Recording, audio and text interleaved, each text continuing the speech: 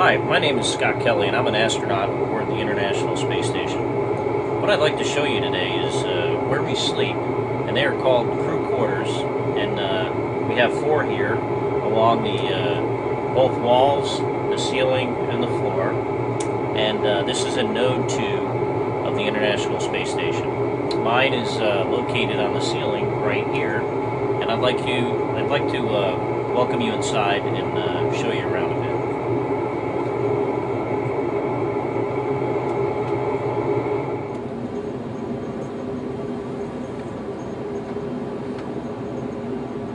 This is the inside of the crew quarters, and although it's located on the ceiling, because the floor is by my feet and the ceiling in the crew quarters is by my head, it doesn't feel like I'm sleeping on the ceiling at all. It just feels like I'm sleeping in any of the locations, normal orientation, I guess you could say, on the International Space Station. In here, we sleep. This is where we get our change clothes. We do brush our teeth and shave and those kind of things. We also take a little sponge bath. We don't have a shower here on board the International Space Station, so we have to use like a sponge bath. And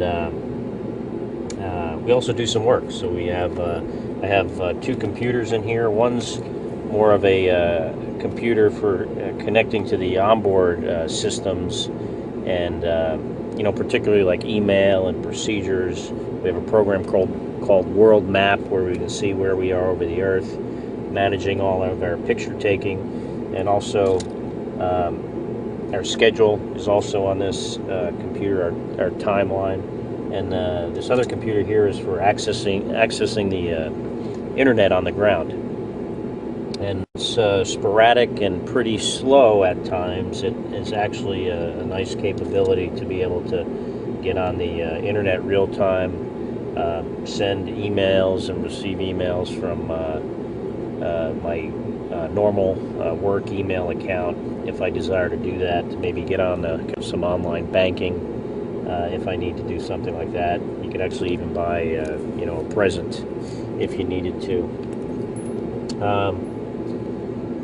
Sleeping is done on the wall here in a sleeping bag. It's a very comfortable way to sleep once you get used to it. At first, it's can be rather difficult, but once you get the hang of it, it's actually really comfortable. More comfortable than on Earth, for me at least. I sleep much better up here than I do in my own bed at home. And so even though you're floating, I guess because it takes a lot of the pressure off your body, it's actually rather comfortable. Some holes here for your arms, and I sleep just like this. And if I don't zip the sleeping bag up far enough, sometimes I float into the computer and it wakes me up, which isn't fun. So I try to get the sleeping bag zipped up far enough. Some people like to be kind of secured against the wall with bungees, so they feel like they're more in a bed. But I like sleeping just kind of floating here like this. Sometimes I put my hands together. It seems more comfortable. But it's a great way to sleep. I get easily 6 to 7 hours sleep on a good night, but if we're really busy, sometimes less, unfortunately. But like I said, better than I do on Earth. What else do we do in here? We have a telephone. It's kind of like a Skype phone. It's voice over IP. Basically, just uses the computer. And as long as we have the proper satellite connection, we can call anyone on the Earth just using these Bose headsets and this microphone, like this. Very very convenient. As far as clothes are concerned, we don't have a whole lot of space here, so all the clothing we use in 6 months is probably what you could fit in one large suitcase. A shirt generally lasts you about a month, pants maybe 2 months, underwear, anywhere from 3 to 5 days, socks about a month, and workout gear about a month.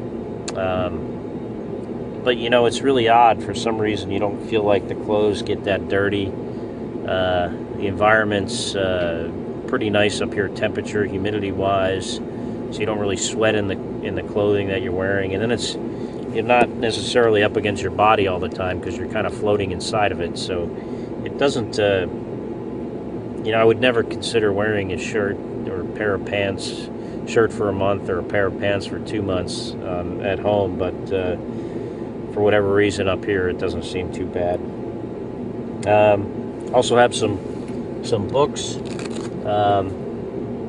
It's kind of nice to be able to read in space, something you don't really get to do on a shuttle mission. So I got a couple books here, one by one of my personal heroes, Ernest Shackleton, about his endurance expedition to the Antarctic, and another one called The Long Walk, about a group of people that escaped from a prison camp and basically walked across the continent of Asia to get home. Also have some personal pictures up here, but I took them down for this for privacy reasons. But in any case, I hope you enjoyed the tour here and kind of got a sense for what it's like in our living quarters aboard the International Space Station. Thank you.